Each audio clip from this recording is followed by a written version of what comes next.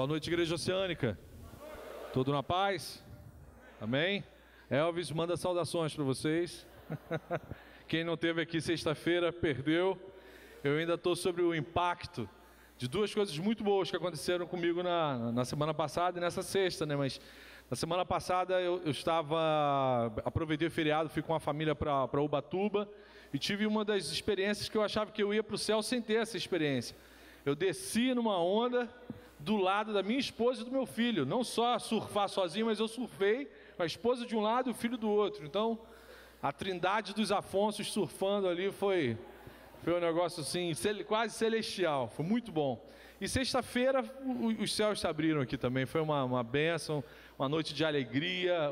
O bazar e o Ministério em Cena estão de parabéns com tudo que aconteceu, tudo que eles estão promovendo e continuam promovendo. Hoje soube pela Luísa que hoje tem o Black Sunday Bazar. Hoje é a queima total. Já viu umas pessoas andando com os galões de gasolina, eles vão queimar tudo. Então roupas que estavam a R$20 vão ser vendidas a R$5. É a queima total, é fim de ano, fim de festa. Então hoje aproveita aí um tempinho entre um culto e outro para você passar ali no bazar e ficar até 11 horas, meia-noite, fica lá. Enquanto tiver gente, você vai fazendo suas compras. E o fato é que o fim do ano literalmente chegou. Como é de se esperar, além dessas notícias boas do bazar, também surgem sempre nessa época notícias sensacionalistas contra a fé cristã. Notícias, às vezes, que, na grande parte das vezes, que me deixam assim indignados. Semana retrasada, ou semana passada, foi a notícia de um robô que pousou num cometa. Ouviram isso? Leram isso? Um cometa em movimento, um robozinho voando, pousou no cometa e lá ele descobriu uma proteína que causou a origem da vida na Terra. E aí você depois pesquisa, vai a fundo a estudar a matéria e vê que não é nada disso. Uma suspeita de não sei o que, de uma suspeita. Eu suspeito até que o homem não foi na Lua, mas isso não é parte da pregação. Eu não acredito que o homem foi na Lua, não. Eu faço parte daquela conspiração, daquele pessoal que crê na conspiração, que aquilo tudo é uma invenção dos americanos, né? Bandeirinha americana balançando na Lua, eu não creio nessas paradas. Mas isso é assunto para outro debate, não para pregação. Mas o fato é que nessa época do ano surgem essas notícias cujo único intuito é desconstruir, desacreditar, desmoralizar a fé cristã e a pessoa de Cristo. Justamente na época em que a cristandade, deveria se unir em torno do objetivo de aproveitar a festa de Natal, essa convenção já de séculos sobre a questão do nascimento de Cristo, a gente aproveitar esse motivo para chamar a atenção das pessoas para o amor de Deus, para a manifestação de Deus encarnado na história da humanidade. A gente, em contrapartida, vê uma estratégia maligna para lançar semanalmente, até o Natal vocês vão ver, capas de revista, programas televisivos, matérias com esse objetivo, desconstruir a fé cristã. Então aparece sempre um evangelho perdido, né? Jesus era casado, Judas era bonzinho, tem sempre alguma coisa com a tentativa constante de que a gente fique lá no nosso coração com aquela ideia de que, será que o que eu creio é de fato aquilo que eu deveria crer? Será que isso que me ensinaram, que passaram para mim ao longo desses anos, é de fato a verdade? E aí hoje eu quero meditar com os irmãos num texto que eu normalmente cito em quase todas as pregações, mas nunca havia pregado especificamente sobre esse texto. E hoje eu quero convidar os irmãos a abrirem suas Bíblias em Gênesis 3, o relato da queda. Quero pedir para os meus irmãozinhos do Oceânica Kids aí, quem puder, fazer um desenho sobre essa pregação. Vou falar sobre a serpente, sobre o capiroto, o catiço. Não precisa sonhar com isso à noite não, é só desenhar. Mas antes da gente ler o texto, a gente vai orar. Isso, faz a serpente sendo esmagada, assim, Jesus pisando na cabeça da serpente, fazendo assim, ó. Sara riu. Eles são maravilhosos. Vamos falar com o Senhor? Senhor Jesus, muito obrigado, Senhor. Não somos dignos das bênçãos de estarmos na Tua presença, do privilégio que temos de poder levantar nossa voz para Te cantar louvores, de começar aqui, Senhor, algo que faremos na eternidade, que é bendizer o Teu nome, louvar o Teu nome. Muito obrigado por isso, Senhor. E agora nesse momento, Senhor, apesar da minha limitação, das minhas falhas, Senhor, usa a minha vida para abençoar os meus irmãos, do menor, ó Deus, ao mais experiente, que sejam abençoados pela Tua palavra, Senhor, que o Teu Espírito Santo manifeste o Seu poder, a Sua autoridade aqui, e fale, toque no coração dos meus irmãos. Prepara, Senhor, a Tua igreja para resistir ao dia mal, para combater as astúcias e ciladas de Satanás, Senhor, para que a gente permaneça firme diante dos embates que são lançados contra a Tua igreja, Pai. Te peço isso em nome de Jesus. Amém, amém. Gênesis 3 diz assim: ora, a serpente era o mais astuto de todos os animais selvagens que o Senhor Deus tinha feito. E ela perguntou à mulher: foi isso mesmo que Deus disse? Não como de nenhum fruto das árvores do jardim? Respondeu a mulher à serpente: podemos comer do fruto das árvores do jardim, mas Deus disse: não comam do fruto da árvore que está no meio do jardim, nem toque nele, do contrário vocês morrerão. Disse a serpente à mulher: certamente não morrerão. Deus sabe que no dia em que dele comerem, seus olhos se abrirão e vocês serão como Deus, conhecedores do bem e do mal. Até aqui. Queridos, de Gênesis 3 até Apocalipse 21, a Bíblia relata esse embate do pecado e da justiça. E o que aparece aqui em Gênesis 3 é o start, é o pontapé inicial do grande pecado, da primeira manifestação da grande injustiça promovida pela criatura humana, pelo ser humano, na direção do seu Criador, que foi não confiar em Deus. O pecado clássico, a desobediência, o fato de pegar, tocar no fruto e comer o fruto, foi consequência desse pecado clássico injusto de não confiar no Criador, de não depositar fé, confiança no relacionamento que eles tinham com o seu Deus. Quando Eva decidiu dar ouvidos a Satanás, ela também decidiu não confiar em Deus. E seu auto-engano, ela pensou que a partir daquele momento, ela estava assumindo o controle da sua história, da sua vida. Será que isso que a serpente está falando não é de fato verdade? Será que ela não tem razão? Será que eu não vou ser autônomo?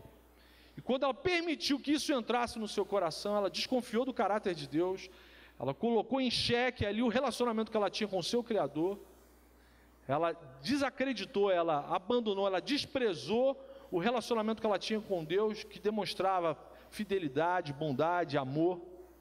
E aí, com relação a esse inimigo que aparece aqui em Gênesis 3, usando a criação, Jesus fala em João 8, versículo 44, Jesus chama Satanás de homicida e pai da mentira. Por que eu trago esse texto para a pregação? Porque se Jesus cita isso nos evangelhos, o que é importante a gente gravar? Meu irmão, essa história de diabo, de Satanás, não é um mito, não é uma lenda medieval, católica romana, não é algo do imaginário judaico. Se o Filho de Deus cita que essa criatura existe, então ela existe. O próprio Jesus deixa claro que é uma criatura real, extremamente maligna e que usará com destreza a mentira para que, atacando a nossa mente, o nosso intelecto, ela desconstrua o relacionamento ou a imagem que está sendo construída do nosso Criador na vida da gente. Desde o Éden até os dias de hoje, Satanás usa sempre algum disfarce de sabedoria para que tenha a sua história, o seu engodo, tenha no mínimo algum crédito. Então, contra Eva, ele usou a boa criação de Deus, ele estava no jardim. Ele usa a criação, ele se manifesta usando criaturas que Deus falou: bom, isso foi bom, criei todas as coisas, criei a serpente, e essa é uma criatura boa. Ele usa coisas boas da criação como um disfarce para suscitar um desejo equivocado no coração do ser humano. Você pode ser Deus também. Por que você tem que submeter tudo a esse Criador? Você pode ser como Ele. E hoje em dia ele usa algumas mídias, usa algumas pessoas, tanto nas áreas científicas como acadêmicas, para fazer a mesma coisa com a vida da gente. Ele ama usar aquele seu professor marxista de Araque, que odeia Cristo, mas ama as bênçãos do capitalismo americano. Ele é marxista, mas todo ano ele viaja para Orlando. Marxista de Araque, marionete do capeta. Satanás adora usar esse pessoal da esquerda caviar, de alguns partidos políticos, para atacar a fé cristã. Adora. Ele usa muito esses pilantras disfarçados de pastores, que são os falsos mestres, pregadores, que distorcem o verdadeiro ensino do Evangelho, denegrindo, envergonhando e trazendo confusão para a fé cristã. O incrédulo olha a gente na rua, olha na televisão, e acha que aquela imundície que muitas vezes aparece na televisão, é tudo crente, é tudo evangélico.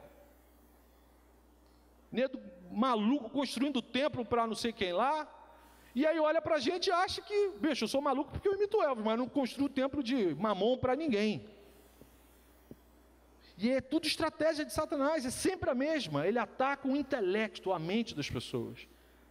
E aí aquele que começa a dar ouvido para as coisas que ele lança, começa a questionar a veracidade da palavra de Deus e da bondade de Deus. Ele sempre provoca dúvidas na mente das pessoas. Você viu? O robô achou a proteína que deu origem na vida lá na Terra. A Bíblia é um livro de mitos, de lenda. Você ainda acredita naquele livro que foi inventado pelos homens? Você ainda acredita na pregação daquele pastor que imita Elvis Presley? E ainda vai dar o dízimo do 13º para ele no final desse mês? Você acredita nessa historinha do Natal, do nascimento virginal, dos anjinhos cantando lá no musical do Encena? E ainda vai dar o dízimo do 13º para o Elvis Presley no final do mês? Você, em pleno século 21, ainda acredita nessa bobagem de céu, juízo final, inferno, e ainda vai dar o dízimo do 13º. Não é isso que normalmente muitos aqui ouvem dos seus colegas de trabalho, do seu cônjuge, às vezes da própria alma. O inimigo de nossa alma sempre provocará dúvidas na mente das pessoas, questionando a verdade da palavra e da bondade de Deus. Certamente vocês não morrerão. Não foi isso que ela falou para Eva? Certamente vocês não morrerão. Experimenta. Antigamente tinha uma propaganda de uma cerveja. Esse marketing foi cunhado no inferno. Lembra que era, experimenta, experimenta. É exatamente isso que Satanás fez com Eva. Experimenta, tem ninguém olhando. Na época não tinha nem Face para o pessoal fotografar e postar na hora. Eva foi atacada em seu intelecto e por dar ouvidos às vozes estranhas, ela começou a duvidar da bondade, da fidelidade, da veracidade da palavra de Deus. O pecado da desobediência foi consequência do pecado dela ter duvidado do caráter de Deus. Repito, quando ela tomou do fruto, ela já tinha pecado, ela já tinha duvidado do caráter de Deus. E pior, ela falou, não vou para o buraco sozinha não, ainda vou levar aquele mané que está lá jogando videogame. Foi lá, Adão, come aí. Não era mais Madonna, já era uma mandona, né? Já chegou mandando, ele comeu, obedeceu, e aí começou a tragédia.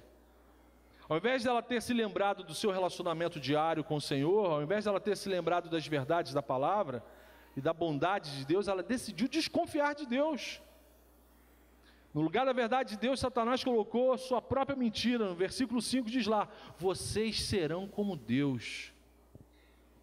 Ninguém mais vai dar ordem em vocês. Vocês serão a medida de vocês mesmos. Vocês é que receberão glórias. Vocês serão a medida de tudo. Glória ao homem nas maiores alturas.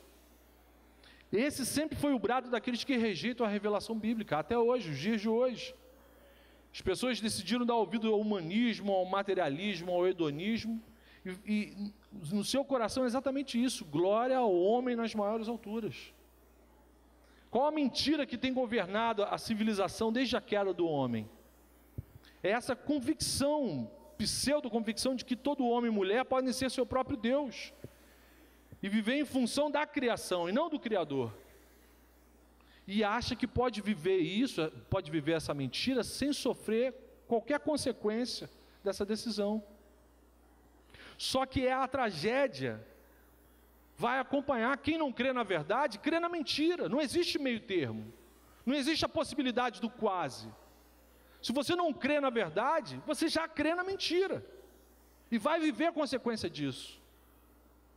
Meu amigo, para você que nos visita e que ainda não teve de fato um encontro real com Cristo, a Bíblia afirma que você e eu fomos criados com a necessidade de crer em algo. O ser humano, independente da cultura, independente do tempo e da história, ele já nasce com a necessidade de crer em algo. E se você não crê na verdade de Deus, você vai crer na mentira de Satanás. Não tenha dúvida com relação a isso. E quem decide rejeitar a verdade de Deus, sempre sofrerá as consequências de acreditar na verdade que não é de Deus. E aí o que me deixa assim triste, abatido, porque infelizmente eu percebo como cada vez mais crentes, alguns antigos, de todas as idades, ainda dão ouvido à voz da serpente.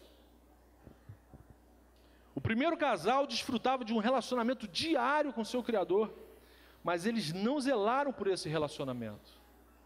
Relacionamento requer zelo. Casamento, uma relação conjugal, requer zelo, cuidado diário, constante.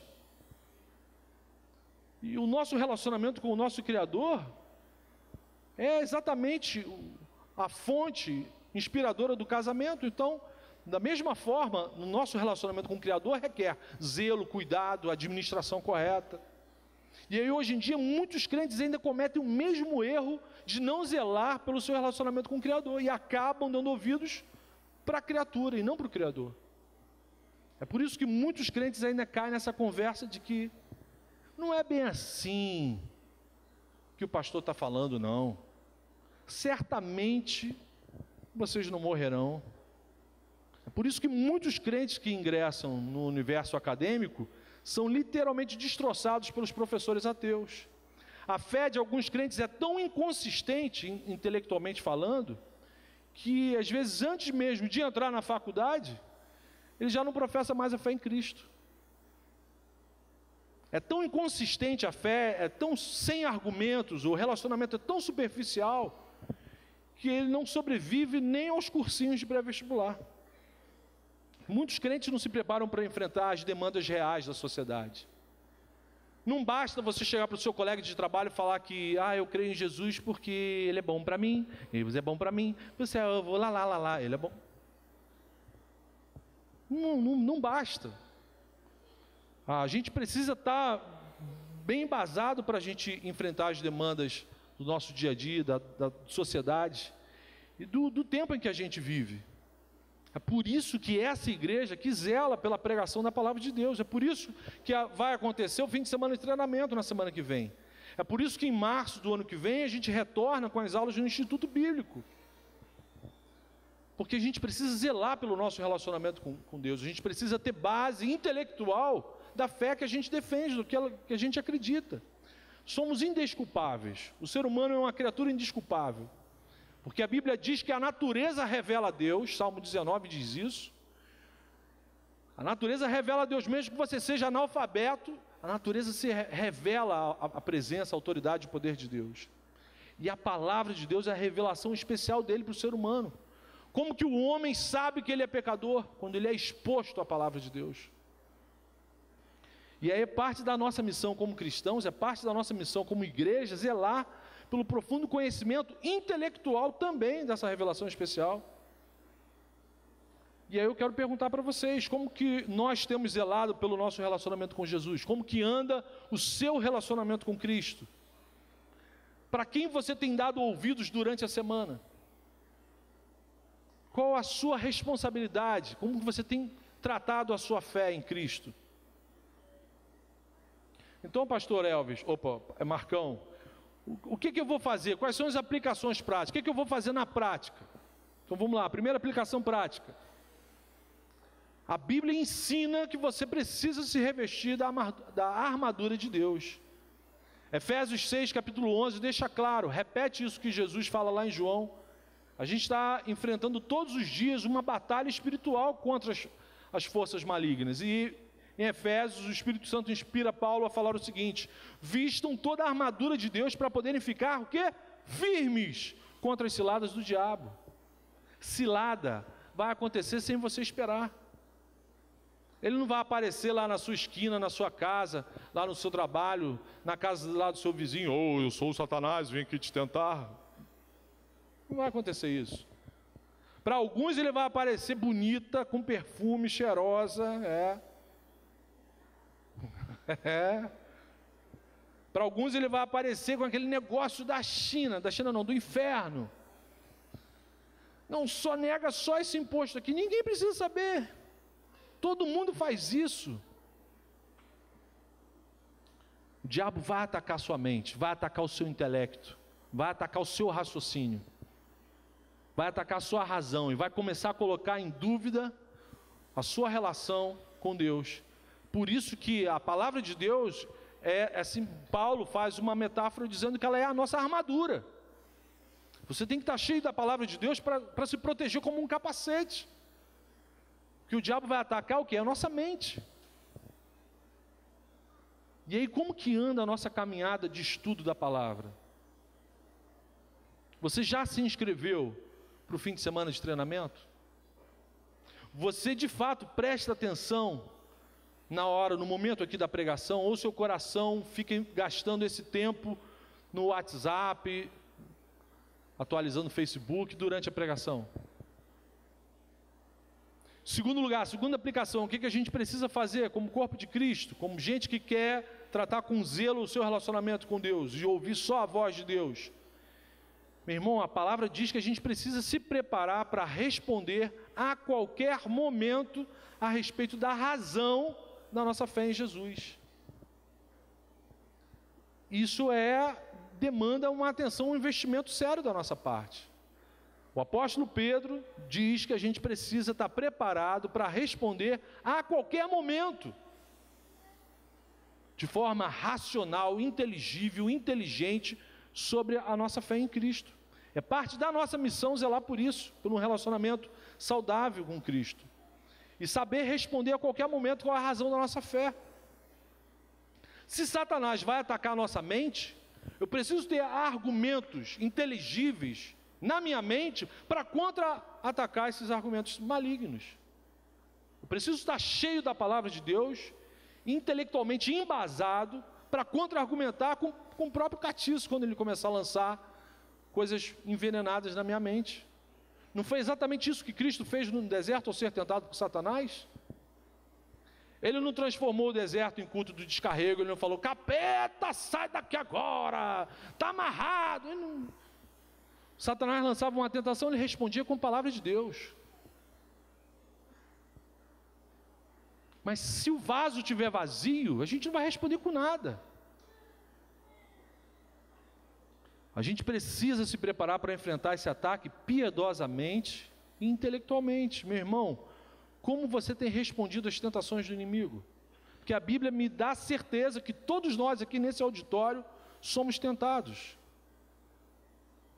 Satanás não liga se você tem 6 anos de idade ou se você tem 66 anos de idade. A Bíblia também me revela que até os nossos pequeninos são perturbados e oprimidos por ele. Então não é importante só ter fé, mas além de fé a gente precisa ter conteúdo, a gente precisa ter bagagem, caminhada, lastro, e saber transmitir isso na nossa vida. Por que você acredita em Jesus? Por que você acredita que de fato o que está escrito na Bíblia é palavra de Deus? Por que você acredita na bondade, na misericórdia, na graça, mas também acredita no juízo? Que negócio é esse de salvação? Jesus veio me salvar de quê? Eu não estou perdido, eu sei onde eu moro. Se algum amigo te fizesse essas perguntas, você saberia responder?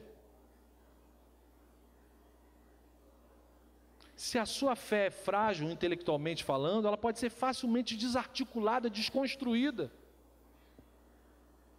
Percebe como que é importante a gente estar preparado para responder sobre a nossa fé em Cristo? E a Bíblia manda, não é o pastor Marcão que está falando não, a Bíblia manda você se preparar para essa situação. 1 Pedro, capítulo 3, versículo 15. Antes, santifiquem Cristo como Senhor no coração, Estejam sempre preparados para responder a qualquer que lhes pedir a razão da esperança que há em vocês. Vou ler novamente. Pedro está falando aqui, antes de qualquer coisa, santifiquem Cristo como Senhor no coração. E estejam sempre preparados para responder a qualquer que lhes pedir a razão da esperança que há em vocês. Então eu sou responsável por isso. Somos responsáveis pelo fortalecimento da nossa fé, do nosso relacionamento com Deus. E nós não estamos sozinhos, aleluia, o Espírito Santo nos capacita. É pela graça de Cristo que a gente tem autoridade e condição de fazer isso. Não é pela força do meu braço, não é por muitas horas debruçado sobre a Bíblia que eu vou conseguir fazer isso. É com muito tempo de joelho dobrado, rogando ao Senhor, ao Espírito Santo, que nos capacite para viver, para obedecer essa palavra. E o zelo com essa relação, meus irmãos, isso se chama santificação. Então, versículo 15, antes, santifiquem Cristo como Senhor no coração. O que isso significa?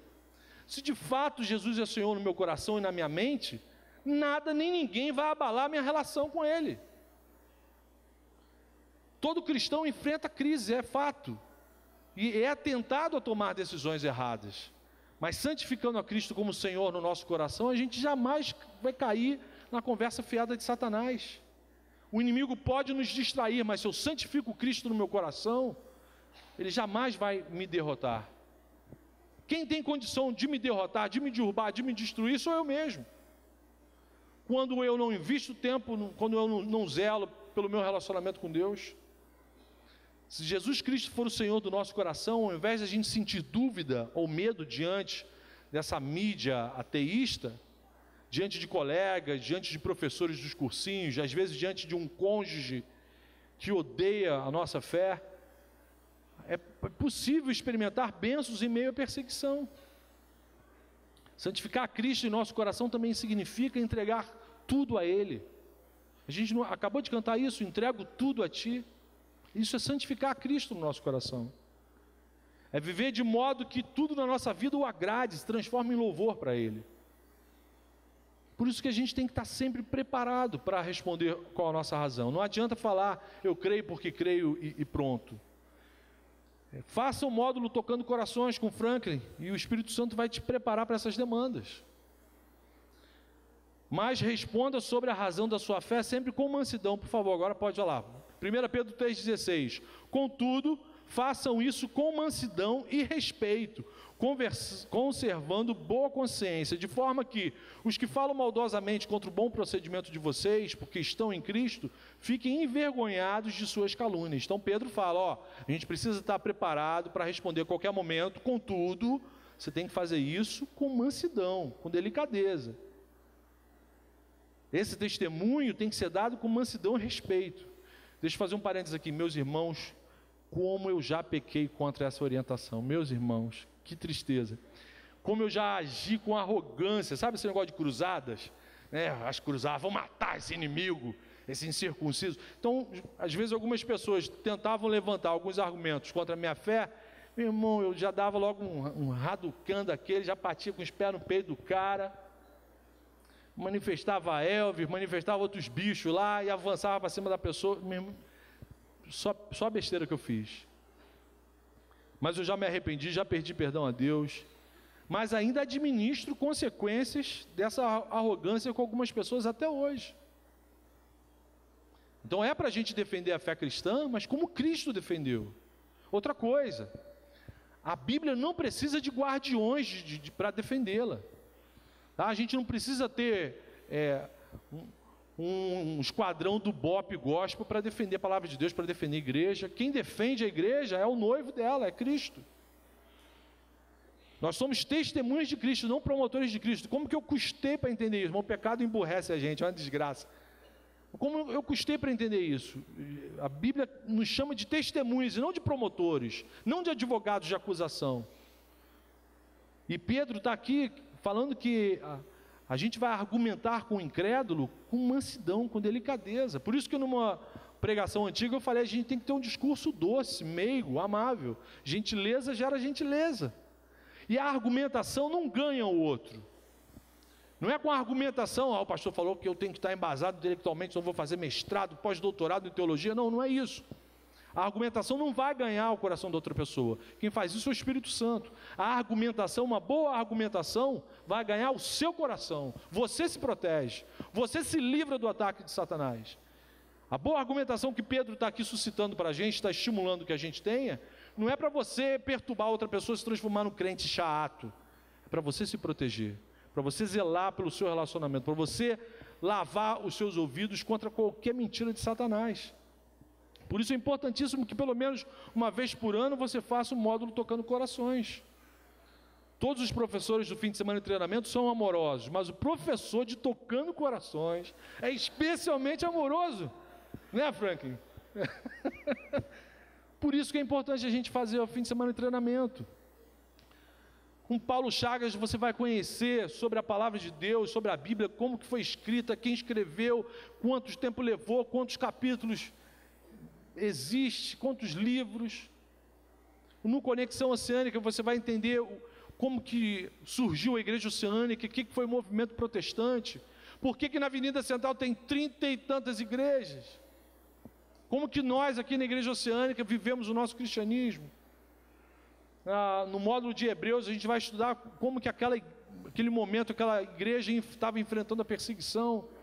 Então assim, não perca o fim de semana de treinamento. E aí esse profundo conhecimento intelectual da palavra, somado a uma vida piedosa, gera para a gente saúde na nossa relação, bom testemunho.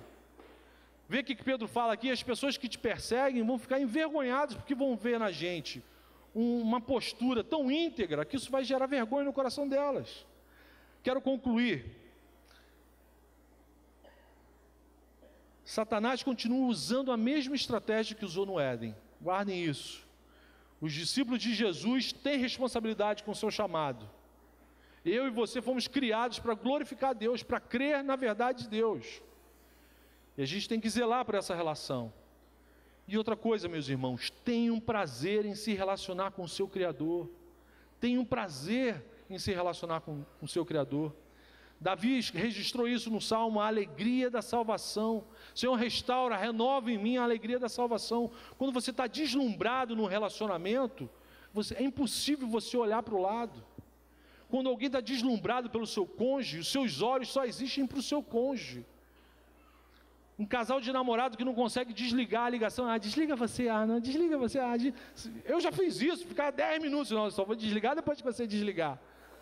Isso é encantamento, deslumbre. É isso que a gente tem que ter no nosso relacionamento com Deus. Alguém deslumbrado acha uma outra pessoa bonita, sente a atração pela grama do vizinho. Não estou deslumbrado com o meu Deus. Por mais que Satanás tente me distrair, ele não consegue.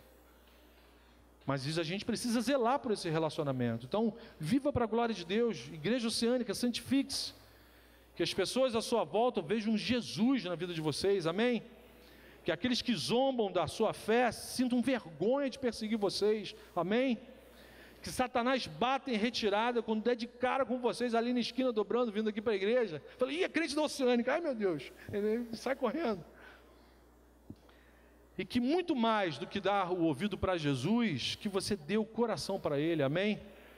Eu quero terminar lendo para vocês a palavra de Deus em que Jesus, o próprio nosso mestre, deixa registrado em João capítulo 10, versículo 27. As minhas ovelhas ouvem a minha voz, eu as conheço e elas me seguem.